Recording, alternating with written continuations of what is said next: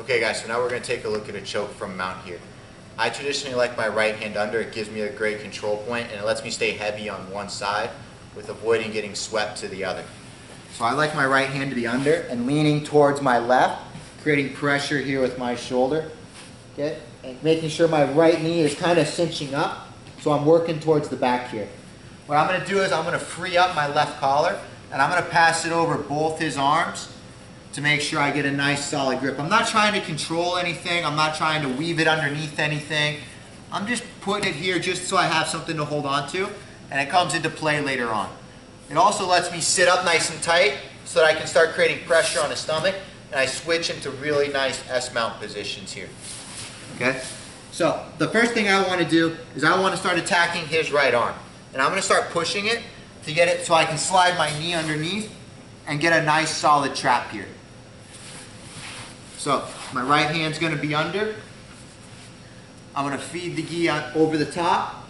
And what I'm going to start doing is I'm going to start sitting up so that I can pick him up here and I can start working for this underhook. And I'm going to end up with this underhook right here. Okay? Traditionally what we would do is we would try to triangle this arm. But that's what I want to try to really avoid.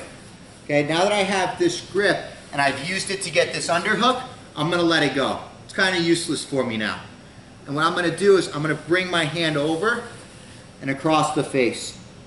And my elbow is going to be lined up with his arm. And what I'm going to do is I'm going to drop it to the other side. So when I come over his head, it's going to be here, and I'm going to drop it to there. So we're going to be underneath. I'm lined up, and I drop it to here.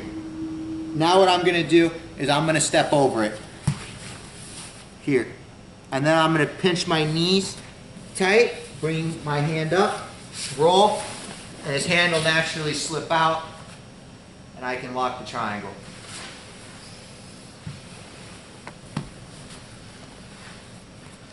So we're going to be here. I'm going to feed it. I'm going to start pushing his hand to get it nice and tight. And then what I'm going to do is I'm going to posture up, pick his head up, switching into S-mount if I want. For me, I want this underhook. Remember, like I said before, traditionally we would be attacking this arm, looking for different things. But right now, I just want it as a control point.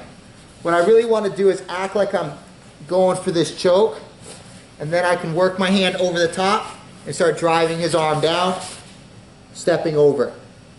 And now, don't pull up on the head, but attack this arm. Bring it up, and I'm going to start driving my head sideways. See how he starts to roll? Because he's relieving the pressure of the arm bar. If he stays there, I'll submit him every time. So as I start to look, he's going to roll, and I just roll with him. I still have this lock here for this arm lock. I just make my transition here, foot in the back of the knee, to the finish on the triangle.